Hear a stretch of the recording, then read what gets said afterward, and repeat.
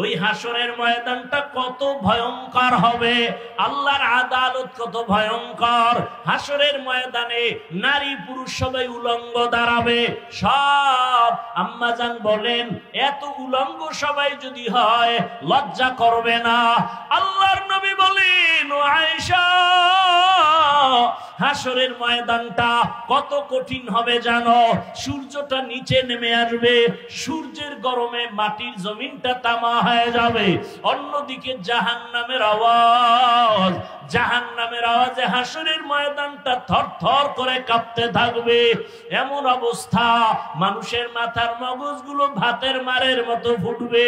গুনাহগারদের এমন কষ্ট, কেউ কারো দিকে তাকানোর পর্যন্ত সময় হবে না। এমন অবস্থা হবে, আল্লাহ নিজে রাগ হয়ে যাবেন। রাগ হইয়া আল্লাহ একটা কুদরতি জবানে আওয়াজ দিবেন, রাগান্বিত আওয়াজ, লিমানিল মুলকুল ইয়াউম লিল্লাহিল ওয়াহিদিল কাহ্হার। আল্লাহ তাআলার কুদরতি জবানের রাগান্বিত আওয়াজে হাসরের মাঠ থরথর করে উঠবে।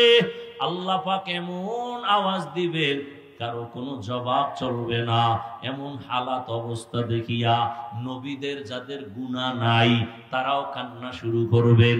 ইব্রাহিম নবী কান্না করবেন, ইসমাইল নবী কান্না করবেন, দাউদ নবী, আদম নবী, ঈসা নবী, মুসা নবীর কান্না।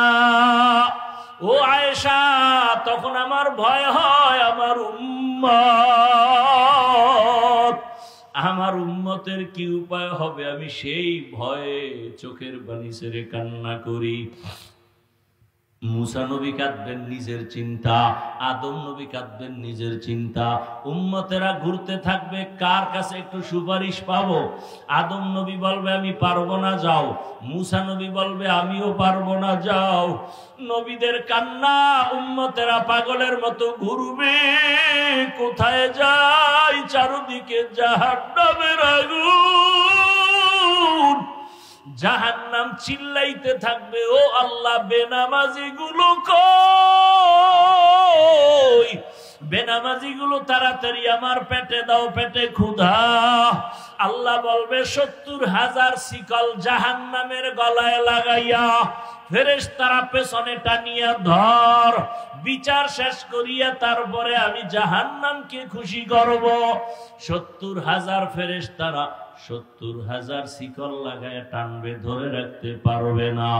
জাহান্নামের চিৎকারে হাসরের মাঠ থরথর করে কাঁপতে থাকবে। নবী বলেন, আয়েশা, ওই সময় আমি নবীও সহ্য করতে না পারিয়া আল্লাহর কুদরতের সামনে মাকামে মাহমুদে সিজদায় পড়ে কান্না শুরু করব। মুসা নবী নিজের চিন্তায় কাঁদবেন, ঈসা নবী নিজের চিন্তায়, আদম নবী নিজের চিন্তায়, নূহ নবী নিজের চিন্তায়, ইব্রাহিম নবী নিজের চিন্তায় কান্না করবেন।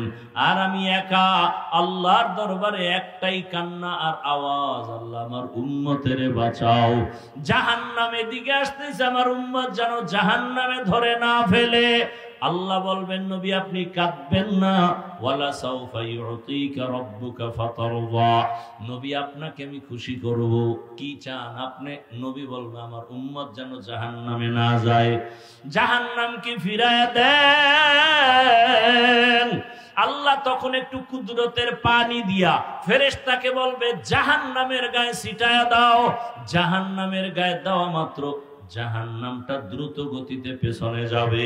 ফেরেশতারা বলবে, হো আল্লাহ, এতক্ষণ আমরা ৭০,০০০ শিকল লাগাইয়া যেই জাহান্নামকে ধরে রাখতে পারি না, এখন আপনি একটু পানি দেওয়া মাত্র জাহান্নাম দ্রুত পেছনে যায়। এটা কি জমজমের বরকতের পানি, নাকি কাউসারের পানি, না দুনিয়ার কোন সমুদ্রের পানি, না বৃষ্টির পানি, নাকি আবে হায়াতের পানি? আল্লাহ তাআলা বলবেন, ফেরেশতা, এটা জমজমের পানিও না, এটা কাউসারের পানিও না, দুনিয়ার কোন সমুদ্রের পানিও না, আবে হায়াতের পানিও না, বৃষ্টির পানিও না। নবী বলেন, আয়েশা, আল্লাহ বলবেন এই পানি আমার মায়ার নবীর উম্মতের চোখের পানি। ওই নগর কান্দার জমিনে বসিয়া গভীর রাত বাবার কবরের কথা খেয়াল করিয়া, মরণের কথা খেয়াল করিয়া, গুনার কথা স্মরণ করিয়া আমার মায়ার নবীর উম্মতেরা কান্না করেছে, চোখের পানি আমি জমা রেখেছি। আমার মায়ার নবীর উম্মতের চোখের পানি এগুলো দিলাম জাহান্নামকে ছিটাইয়া। এজন্যই নবী বলেন, গুনার কথা স্মরণ করিয়া জাহান্নামের আযাবের ভয় যারা এক ফোঁটা চোখের পানি ছাড়বে, আল্লাহর নবী বলেন গাভীর ওলান থেকে দুধ বের করে যেমন ভেতরে আর ঢুকানো যায় না, কান্নাওয়ালা বান্দাকে জাহান্নামে দেওয়াও যাবে না। আল্লাহ চোখের পানিওয়ালাকে জান্নাত দিয়ে দিবেন, জাহান্নাম থেকে বাঁচায় রাখবেন। ও আল্লাহর বান্দারা, রহমতের নবী যদি হাসরের ময়দানের কথা চিন্তা করে কান্না করেন, এশার নামাজের পরে নবী হুজরায় ঘুমিয়ে পড়লেন, হঠাৎ করে কান্নার আওয়াজ, নবী সজাগ হইয়া চিন্তায় পড়ে গেলেন, রাতের গভীরে কে কান্না করে। নবী নজর করলেন, দেখে মসজিদের মধ্যে গভীর রাতে কে যেন নামাজে কাঁদে। নবী বের হইলেন, এবার বের হইয়া দরজা দিয়া তাকায় দেখে কেউ না, সাধারণ কেউ কাঁদে না, জান্নাতের 1 নম্বর সাহাবী আবু বকর নামাজে দাঁড়ায় কান্না করতেছে। নবী অপেক্ষায় আছেন। আবু বকর সালাম ফিরানোর পরে তাকায় দেখে নবী। ভয় পেয়ে গেলেন, ইয়া রাসূলুল্লাহ, গভীর রাতে আপনি এখানে কেন? বলে, আবু বকর নামাজে দাঁড়ায় আপনি কান্না করেছেন। হ্যাঁ, আমি কান্না করেছি। কেন? বলে, আল্লাহর আদালতে কেমনে দাঁড়াইয়া হিসাব দিব, হাসরের ময়দানে কেমনে দাঁড়াবো সেই ভয়। নবী বলেন, আবু বকর জান্নাতের সুসংবাদ তো আপনি পাইছেন, এরপরও কাঁদেন কেন? আবু বকর বলেন, ইয়া রাসূলুল্লাহ, জাহান্নামের যেই বয়ান, হাসরের মাঠের যেই ভয়ঙ্কর হালাত আপনি আমাদের শুনাইছেন, নবীরা পর্যন্ত ভয় কান্না করবেন। ওই সময় যদি আমার আল্লাহ ডাকেন আর বলেন, আবু বকর আমার জন্য তুমি কি আমল নিয়ে আসছো? যদি বলি নামাজ, তেলাওয়াত, জিকির, রোজা, আল্লাহ যদি বলে তোমার আমল আমার পছন্দ হয় নাই, যেইভাবে আমি নামাজ চাইছি তুমি সেইভাবে নামাজ আমাকে দাও নাই, যেইভাবে চাইছি তেলাওয়াত করবা সেইভাবে করো নাই, আমি যেভাবে চাইছি ওইভাবে হক আদায় করে রোজা রাখো নাই, আমি যেভাবে চেয়েছি সেইভাবে হক আদায় করে তুমি জিকির করো নাই, আল্লাহ যদি বলে ফেলেন তখন আমার উপায় কি হবে? আরে আওয়াজ এসে যাবে, জাহান্নামের শিকল দিয়ে ধরো। জাহান্নামের শিকল যখন লাগবে, আমার জাহান্নাম ছাড়া উপায় হবে না। ও নবী, দুনিয়ার সূর্যের গরম সইতে পারি না, মশার কামড় সহ্য করতে পারি না, বেতের বাড়ি সহ্য করতে পারি না, জাহান্নামের গরম কেমন করে সহ্য করব? ও আমার কলিজার যুবক বাবারা, বৃদ্ধ বাবাজিরা, পর্দার আড়ালের মা বোনেরা, কয়দিন আর দুনিয়ার হায়াত। এ আল্লাহর বান্দারা, আপনার মতো কত যুবক জেনারেল লাইনে স্কুলে পড়ে, কলেজে পড়ে, ব্যবসা করে, চাকরি করে, 5 ওয়াক্ত নামাজ পড়ে, রাস্তায় গাড়ি চালায়, নামাজ পড়ে। ও যুবক বাবারা, নিজেকে প্রশ্ন করো, তুমি কেন পারো না? তোমার মতো যুবক নদীতে মাছ ধরে, নামাজ পড়ে, তুমি কেন পারো না? তোমার মতো যুবক কৃষি কাজ করে, নামাজ পড়ে, তুমি কেন পারো না? তোমার মতো যুবক চাকরি করে, ব্যবসা করে, নামাজ পড়ে, তুমি কেন পারো না? ও পর্দার আড়ালের মা বোনেরা, আপনার মতো কত মা, কত বোন এই এলাকায় আছে, এখনো পর্দা করে, নামাজ পড়ে, স্বামীর মাল হেফাজত করে, মোবাইলে গুনাহ করে না। ও আম্মা জানেরা, আপনারা কেন পারেন না? আল্লাহর কাছে তওবা করেন। কয়দিন দুনিয়ায় বাঁচবেন? আল্লাহর কাছে তওবা করেন, স্বামীর মাল হেফাজত করেন, 5 ওয়াক্ত নামাজ আদায় করেন, বেপরদায় চলিয়েন না, মোবাইলে গুনাহ করিয়েন না।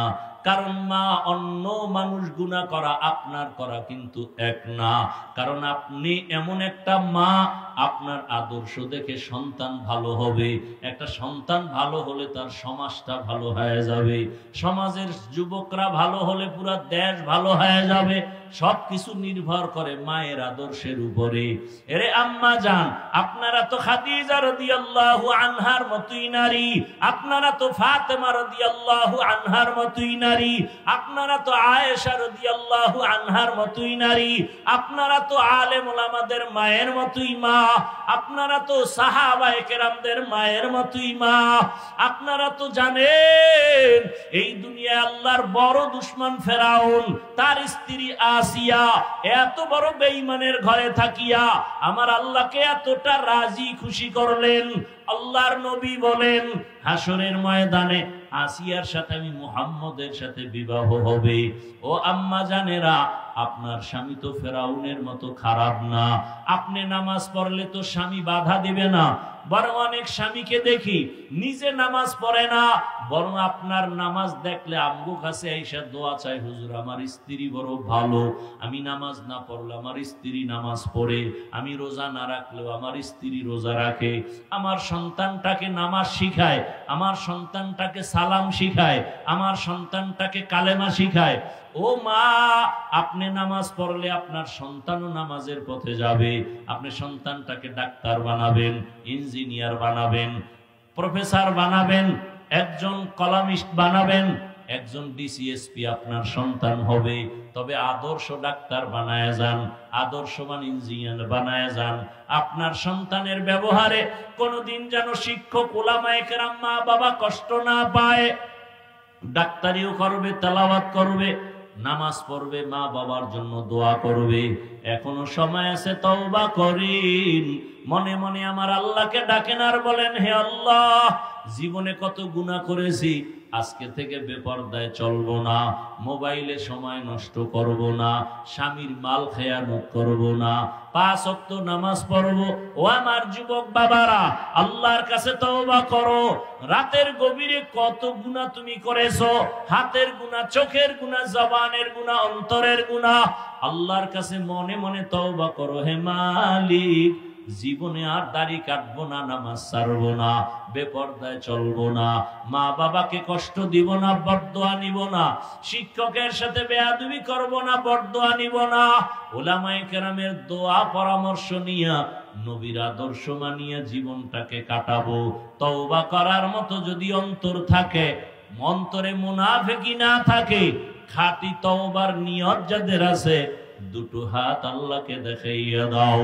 আয় আল্লাহ, হাতগুলো কবুল করে নেন, তওবা কবুল করে নেন, তওবার উপরে মজবুত হইয়া চলার মতো তৌফিক দান করেন, আমিন। আলহামদুলিল্লাহি রাব্বিল আলামিন, ওয়াসসালাতু ওয়াসসালামু আলা সাইয়্যিদিল আম্বিয়াই ওয়াল মুরসালিন ওয়া আলা আলিহি ওয়া আসহাবিহি আজমাইন। ইয়া আরহামার রাহিমিন, ইয়া আরহামার রাহিমিন, ইয়া আরহামার রাহিমিন, ইয়া হাইয়্যু ইয়া হালিমু ইয়া আজিজু ইয়া কারীম, বিহাক্কি ইয়্যাকা না'বুদু ওয়া ইয়্যাকা নাস্তাঈন। রব্বিরহামহুমা কামা রাব্বায়ানি সগীরা। اللهم إنك عفو كريم تحب العفو فاعف عنا. اللهم إنا نسألك رضاك والجنة ونعوذ بك من سخطك والنار. اللهم إنا نسألك علما نافعا ورزقا واسعا وشفاء من كل داء. اللهم إنا نعوذ بك من البرص والجنون والجذام وسيء الأسقام. اللهم إنا نسألك بأن لك الحمد لا إله إلا أنت المنان يا بديع السماوات والأرض يا ذا الجلال والإكرام يا حي يا قيوم. আল্লাহুম্মা ইন্নী যালামতু নাফসি যুলমান কাসীরা ওয়া লা ইয়াগফিরুয যুনুবা ইল্লা আনতা ফাগফিরলি মাগফিরাতাম মিন ইনদিকা ওয়ারহামনি ইন্নাকা আনতাল গফুরুর রহিম। ও দয়ার মালিক, গুনাহের বোঝা নিয়ে আপনার দরওয়াজায় হাজির হয়েছি। ওলামায়ে কেরাম, মুরব্বী, হাজী সাহেব, যুবক, ছাত্র, পর্দার আড়ালের মা বোনেরা, আয় আল্লাহ, কত ব্যবসায়ী, চাকরিজীবী, আমরা সবাই জাহান্নামের আসামি। দুনিয়াতে যেদিন আসছি কত আনন্দ, আজকে সেই পবিত্র জীবনটা গুনার কারণে নাপাক করে ফেলেছি। আয় আল্লাহ, গুনার কারণে আমার হাত নাপাক, আমার চোখ নাপাক, আমার জিহ্বা নাপাক, আমার অন্তর নাপাক। গুনাহের কারণে দিলটা পাথর, চোখে পানি নাই।